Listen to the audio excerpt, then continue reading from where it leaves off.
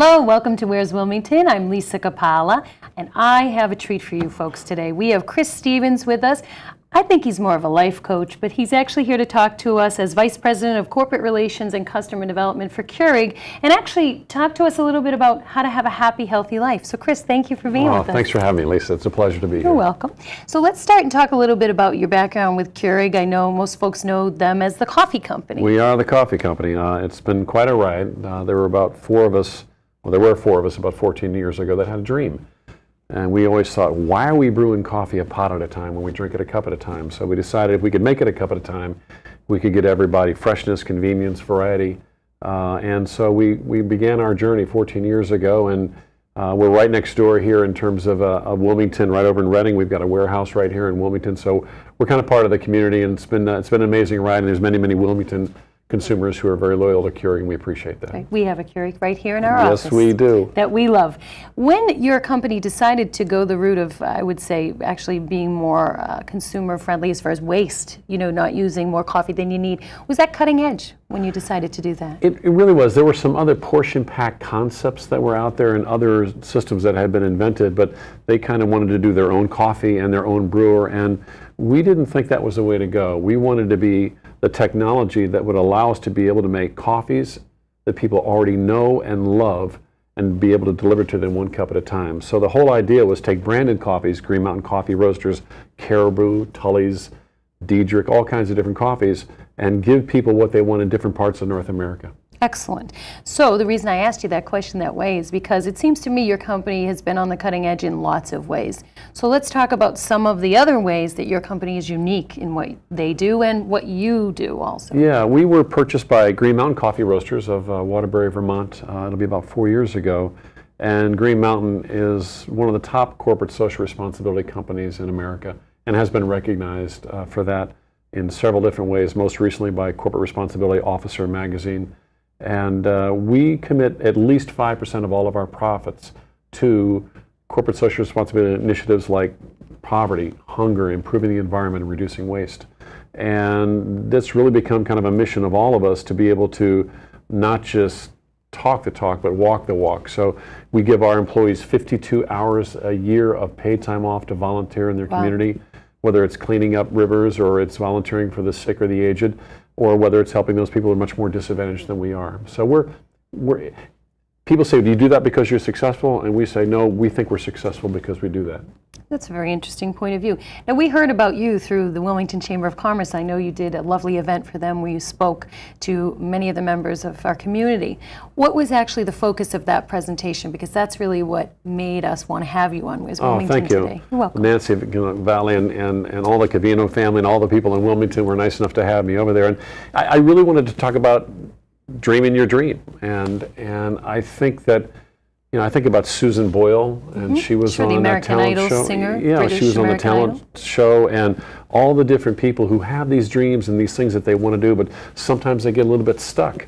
And John Wooden, the great basketball coach, once said that don't let what you can't do interfere with what you can do.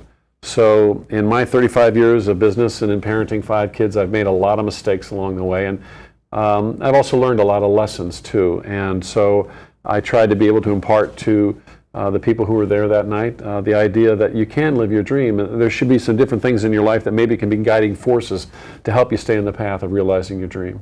So it's all well and good to say live the dream, and I'm sure lots of folks out there are watching this program while they're cooking or caring for their children or doing whatever it is they're doing. I think most Americans say, and most people would say, they don't feel like they have a lot of time. So yes, you might have a dream, but how do you really make that dream come to reality? I know it's step by step, but how would you suggest for our viewers some ways that you can make your vision really become a reality? Well, first of all, if you have a dream and just have something that you want to do, write it down. Share it with somebody that's important to you and say, this is something I really want to do. And then maybe that person will do the same thing. And then the two of you can work together to help each of you realize your dreams. You have to make it a priority in your life. True. And I think that's what's really key is if you have cancer, you get the radiation, or you get the chemo, or you change your diet.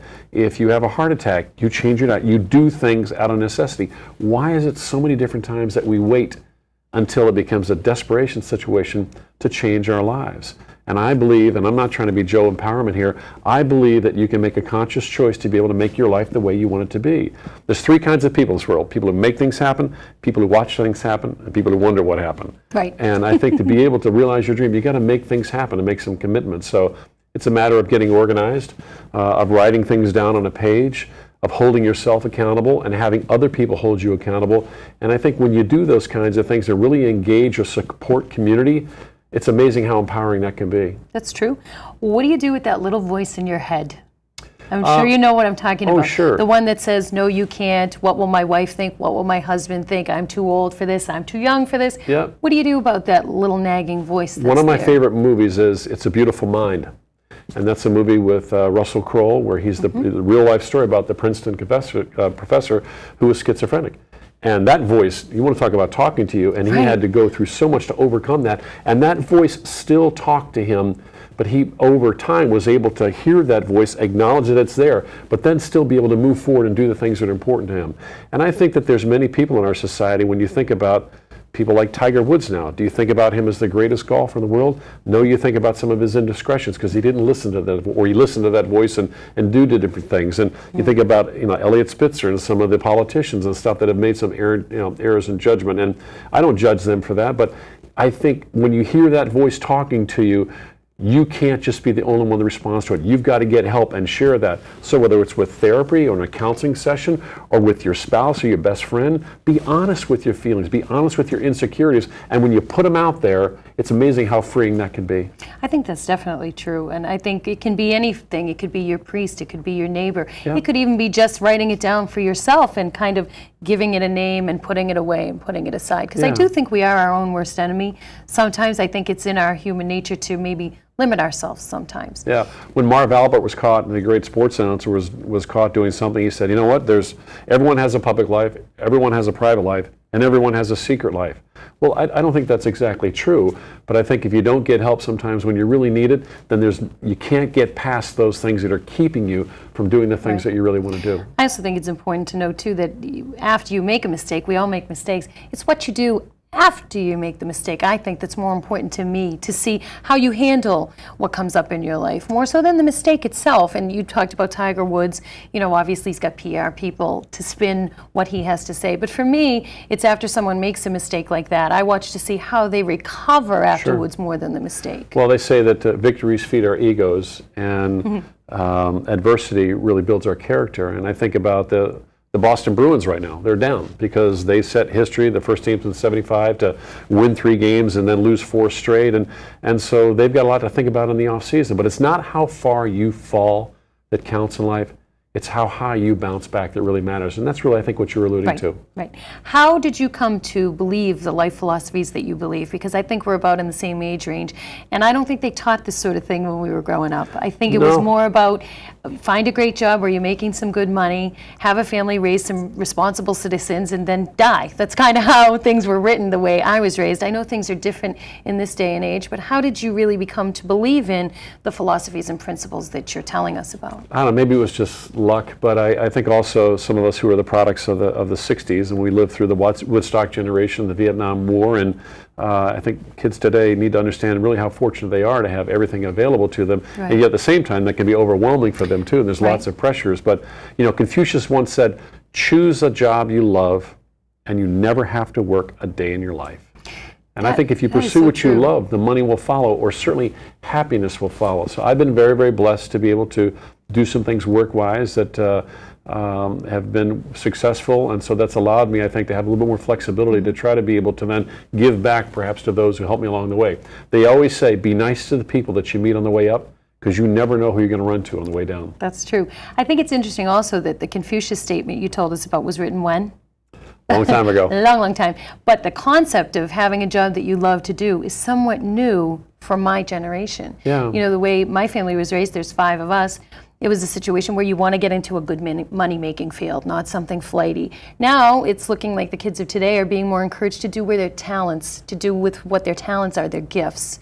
Do you agree that that's what people should look at, what their gifts are, and try to pursue something that way? Yeah, I think so. I think that we're all given certain gifts, and one of the things I try to tell youth groups when I talk to them is, be nice to the nerds in your school because you're probably going to be working for one someday. That is true. That is and, true. for big football players and stuff, they think that they're macho, and the whole bullying thing makes me crazy. Right. Because I tell them, who do you think designed that iPod that you can't let go of? It was probably that kid in science class that got straight A's. Who do you think designed those clothes that from Abercrombie and Fitch or whatever? It may have been that gay person that you made fun of because he had design skills and instinct. So the key thing is to be able to find out what it is inside of you that drives you and makes you feel good about yourself, and how you then can deliver that in terms of a career or a vocation that makes some sense for you in your life. Excellent. So while we're talking about living your vision and creating your dream and making it all reality, I know there's some real tangibles that you talk about that can help you to be prepared to have a more organized, well-structured life. One of the things that I really like that I read about was this folder you talk about people creating. Let's really talk about that, because I think that will help a lot of people to manage their lives a little bit better. Well, tragedy strikes sometimes, obviously, at the worst of times. And I had a friend who got on an airplane once in September 2001, and he became an unwitting part of history. And I'm not sure that he had everything all really lined up, but a good friend of mine, Jimmy Culveyhouse, taught me something, and he said, everybody should have the folder. And in that folder should be your will, all the insurance papers, all the contact numbers, so that if something tragically happens to you, your spouse, your partner, your children can access that, because in a time of tragedy, no one's thinking clearly, and that somebody can open up that folder and be able to take care of all the needs of those that have been left behind. And, God forbid that a tragedy should befall, both parents in a situation. What do the kids do? So I think if there's anything people can take away from getting ready for life, it's have a folder where you can have everything there, and people who would benefit from it know how to get to that folder and have access to it. I think one of the issues for some people with that is they don't want to face their own mortality, and that's what makes you maybe not want to do that. I have to think about my will. But I do agree with you that in times of tragedy, those are the times that I see there's relatives in my family who are in law, and I see things go to probate that wouldn't have to. I see things happen because people aren't prepared. But I do think part of the issue for folks is they don't want to think about that happening to them. There's at least two things I can think of that I've never seen. One is a tombstone that says on it, I wish I'd spent more time at the office. Right. And the second one is anybody who's been to the other side and died and come back and said, okay, I can tell you how it, I mean, we're all going to pass from this earth. Right. And if you work hard to build a legacy and you do all that, why do you want to leave it all in disarray, or for the state to take, or for foster homes to take, because you didn't take the time to plan for your children's future or your spouse's future, just like you've been working hard all your life to plan for yours? That's an excellent point. We're going to take our midpoint break here. We're having a fascinating conversation with Chris Stevens from Keurig. He is the Vice President of Corporate Relations and Customer Development. So stay right there. We'll be back with more of Where's Wilmington right after this.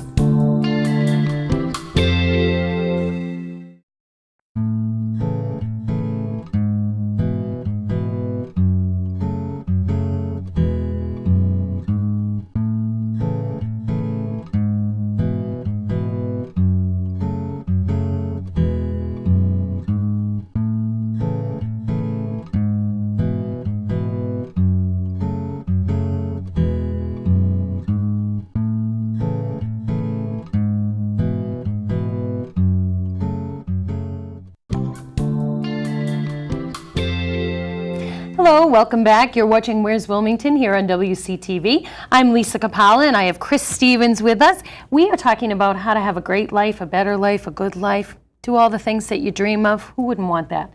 So we're going to shift our focus. We were talking a little bit earlier about life philosophy, but you're a man who's put his money where his mouth is, so to speak. You've really actually gotten into charitable giving, and one of the ways you're doing that is by this book that you've written about a friend of yours. So let's talk a little bit about that. Yeah, it's sometimes you don't know what the future is going to bring you. And one day in January 2008, I got an email from a friend of mine, a professor at Notre Dame where I went to school, and he mentioned the fact that one of the guys that we went to school with was dying of Lou Gehrig's disease, ALS, and he was raising some money on his website that he was trying to be able to do what he could for the rest of his life. Now, he'd wanted to raise $1 million. That was his goal. Yeah, he set a goal. He was an amazing guy, and I hadn't seen him in 35 years, but he set a goal of raising $1 million, and he was, ALS is a neuromuscular disease, which is degenerative, and it takes away your ability to be able to function, but it leaves you with all your intellect, all of your senses. You feel everything, but you can't do anything about it. So I sent a donation to his website and just sent some motivational things I'd written to some young people, and he bounced me back and he said, Hawk, my nickname, you got to write my life story. I was like, Jimmy, wow, you didn't see that coming. No, I said, Jimmy, I'm not a writer. I do poems and ditties. And he said, no, you and I think exactly alike. I've tried to have Mitch Albom, Tuesdays with Morrie, write it. John Feinstein, Caddy for Life, about Tom Watson's caddy, Bruce Edwards, who died of ALS. They can't do it. You need to write my life story. So he lived in Salem, Oregon. I lived in Boston, but I thought, okay, maybe this is what you want me to do. And so I decided that there was a way for me to be able to give something to somebody who was going to die.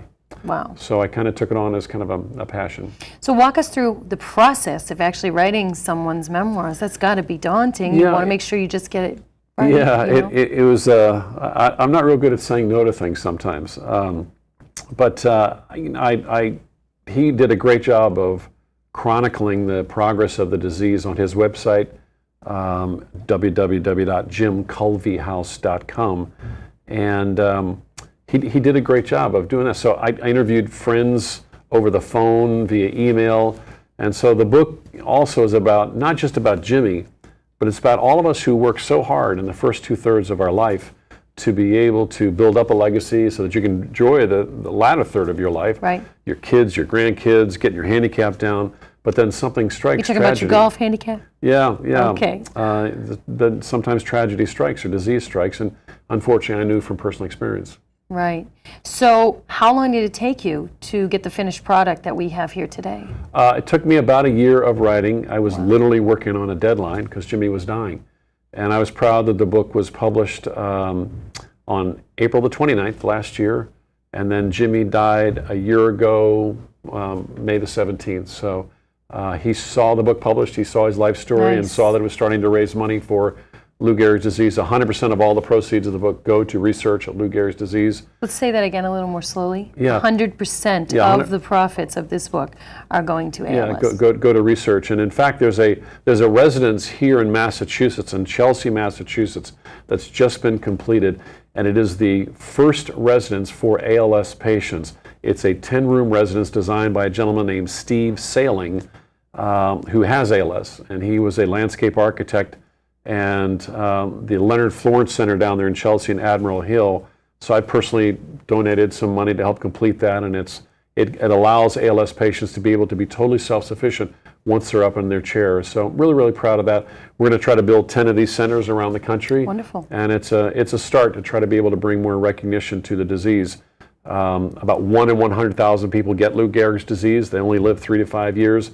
So the drug companies don't invest in drugs or like that because there's not a long enough life expectancy. So most of the money's raised through private funding. Excellent. How did Jimmy feel when he looked at the book, and did he get a chance to read it all the way through? He read it. And it's got to be an odd position to be in, to read your own life story. I would imagine that would be really interesting. Yeah, well, it was kind of cathartic for me because I had lost my wife of 27 years to cancer, as well as both of my brothers in the same year. And my brothers died of Huntington's disease, which is also neuromuscular. It's genetic neuromuscular. If you get the gene, you get the disease, and you die. So I was kind of incomplete about that year. And then when I heard about Jimmy, I thought it would be a way for me not only to honor Jimmy, but to honor my family and all those out there, again, who don't have a chance to live to enjoy the last third of their life. Right. So you're glad you said yes? Yeah, I am glad. And it was a lot of work, but I'm proud of it. The reviews have been very, very good. And I've had some people where the book has made a difference to them in different ways. And you know what's neat about that is that Jimmy had 10 different kind of rules for living, and I had 10 rules for living. So when I spoke at the chamber dinner, the new 10 rules are kind of an amalgamation of both Jimmy's and mine combined. What do you think are the most important of those 10 rules? I'm sure they're all fabulous, but if you had to take maybe 2 or 3 just to give us a taste, what would you say are the most important ones? I think first and foremost, integrity. Integrity attained is invaluable. Integrity once lost is irretrievable. Respect is built up through hundreds of positive deeds and destroyed by one stupid one. And so I think being able to live a good life is really an important rule to stand by. When you say integrity, can you define for me what that means to you? Honesty. Honesty in terms of what you do, how you communicate, how you live your life, how you live your work, that you can't really cut corners. So it's about being just honest. And when you do that, there's no secrets. You don't have to play games or anything. So I think that's really important. Golf is a great game because a lot of times you find out more about a person spending 5 hours with them on a golf cart than you do in 10 days in a boardroom. Oh yeah, because sometimes people take liberties on a golf course that show that maybe they're not of the highest integrity. That is very interesting. So integrity, respect, and what's the third one that you think is really crucial? Yeah, I think it's all about the only place that I know of where success comes before work is in the dictionary. And so, I think if you understand that the only way that you're going to be able to realize your dreams is by laying out a plan, and then being able to work towards that plan and making a full commitment to it, that being able to have the kind of work ethic where you're not relying on other people to get it done is really, really important as well. And again, setting goals, and I think that's really important. Aim high, aim high, soaring, aim low, boring, just all kinds of things. So I love quotes. And I use a lot of quotes in the book because there's so many great things that have been said that are so profound that can sometimes jog something in our mind and say, yeah, that makes a lot of sense. Bobby Knight, the great basketball coach, everyone has the will to win, but few have the will to prepare to win.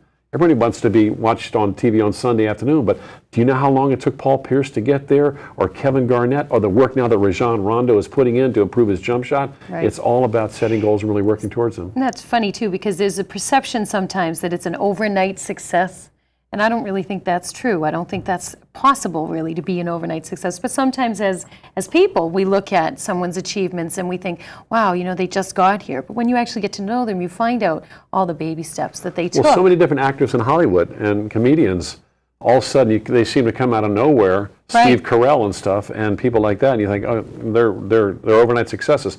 Al Jolson, the great entertainer, once said, "It took me 20 years to become an overnight success." That's pretty funny. How important do you feel it is to surround yourself with people who share the same life philosophy that you do? I think it's really, really important. I believe in diversity. I believe in surrounding yourself with different people from different walks of life. And I try to tell young people too, when you walk past that homeless person, or you drive up to that intersection there at the old Coke plant on Storrow Drive, and the homeless people come up and don't turn away. Don't hope that the light changes. Roll down your window. Put a $5 bill in there. Put a $1 bill in there and say, "God bless you, sir. Have a good day." Connect with people who are from different parts of life, and you come to understand that we're all the same. True. We all travel different roads. I think it was Martin Luther King said, we all took different ships to get here, but we're all now on the same boat. That's and true. I think if you surround yourself with people that have the same kind of mindset, you have a better opportunity to be successful. I think it definitely makes a difference. I find that when I'm with people who share the same life philosophies that I do, it makes it easier for me to achieve those goals. We already have the little voice in our head. We don't need 5 or 10 other people around us telling us why we can't. We need people telling us why we can. Yeah, That's what I think. I couldn't agree more. What is next for you, Chris Stevens, or for Keurig or your organization that's helping with this? What's next for you? I think that, again, I've been very, very blessed to be able to do some different things in life. And so I just think it's a matter of that if we all did more for those people that need it, we'd be so much better off. And these are difficult times in our world. These are times when it's easy to take pot shots at President Obama because this isn't working or that isn't working, as opposed to finding all the things that are maybe wrong about something. Try to look for the things that are right. I've got a basic philosophy in business, which is catch people doing things right. If you're a business person or a teacher or principal, walk around. Lead by walking around. Catch people doing things right. Praise them in public. If you need to chastise them or correct them, do it in private. Right. So I think that if we all just do a better job of helping our young people negotiate the very turbulent waters of life that they're in right now, we're going to do a better job of taking care of ourselves. Right. Because So- someone's going to have to take care of you and I when we get a little older. We may have our folder ready, but we're going to need some help. And so Yes, we want to ma'am. make sure the kids of today have some of the same life philosophies that we grew up with. I think some of what you're talking about is the basic golden rule. And I would say you're not really reinventing the wheel here. You're just presenting the information in a different way. Because the things that you're talking about are very fundamental human principles. It's just Yeah. that we tend to forget them, I think, because we get bogged down with what's right in front of us. You Yeah, know? I think what's also important for us is to understand that the world does not revolve around us. Now, for us guys, it takes a lot. It takes us a lot longer in life to realize that. But I think keeping your higher power as your CEO is really important in life. And all I know is that when I get to a quiet place and get outside my head and ask for forgiveness for the things that I've done wrong and ask me for some strength to try to be stronger in character and some different things, somehow by letting go and asking for that, it just seems to help me. And I think sometimes if we can, I'm not preaching anything here other than just get outside, get to a quiet place where you can quiet the voices, stop the noise, turn off the iPod, turn off the car, and just think about what's important to you and your family, and then what you're going to do to try to be able to help them. Right. I mean, that's feeding your soul, which we really all need to do. When you were talking about integrity, I was thinking everything you do that's not in line with your integrity really takes a bite out of your soul. I really believe that. And whether it's discovered or not discovered, you and the higher power, so to speak, you know. Yeah. Whether you see the fruition of what you've done or not, it has a toll on you as a person, I think. And I think when you talk about that voice inside your head, if you're getting ready to do something and you have to ask yourself the question, is this the right thing to do? Or do you think I should speed another 5 miles an hour? And I probably won't. If you're asking yourself that question, the answer is probably already really, really Right. clear to you. Then it's your choice about whether or not you want to answer or take the answer that's the right one. And either way, you pay the price. Right. Either thing you choose. There's always a choice or a decision to be made. I kind of like that about life. I do too, but it's, know? we're going to make mistakes, okay? So when you make a mistake, you fess up to it and own up to it, and you move on in life. Right. Richard Nixon would have been a lot better off if he had admitted to the mistakes made in Watergate, and then his legacy would have been about opening relations in communist China, as opposed to having to leave an office in disgrace. So it's a lot of times about the decisions that we make after we make mistakes, Correct. rather than those who we actually making errors, as we all do. Right, the recovery process. And I've seen two leaders make the same exact mistakes, and one comes out smelling like a rose and the other doesn't. And I think it's all about accountability and how they face the challenge of facing what they've done. Couldn't agree with you more, That's definitely Lisa. true. Anything final you'd like our viewers to know today before we close this fascinating little journey we've taken? Well, I just think that, life itself is a journey, and life should be about a continuous process of improvement too. We can always learn more. I think about how technology has changed and the world has changed, and how you really need to be able to keep up with things. But I think what's really important, though, is to know and set some standards that you want for you and your family. The sweetest thing that children can hear sometimes is the word no. And if you can say no and hold to those standards that are important to you, they're begging for those boundaries. That's true. And I think it's the same way with us as adults. We beg for boundaries too. We also beg for being appreciated, and we beg for love. And I think if you just try to be able to set a course in life that allows you to be able to say, this is my goal, this is what's important to me, these are my values, and then be able to stick to it and surround yourselves, as you said, Lisa, with people who share that vision, you're going to do okay. Excellent. Thank you, Chris, so much for being with us today. My pleasure. Really appreciate what you're doing. You're setting a great example for your children and the community at large, and we really appreciate that a lot. It's great to be here in Wilmington. Excellent. Just want to thank you for watching our show today, Where's Wilmington? I appreciate that. I hope that you enjoyed what we talked about today. You can get more information about the book and about all the other things Chris talked about by dialing up that website that's on the screen there for you. Just reminding you that you're watching Where's Wilmington, and the next time someone asks you, Where's Wilmington? You tell them right here and right here on WCTV. We'll see you next time.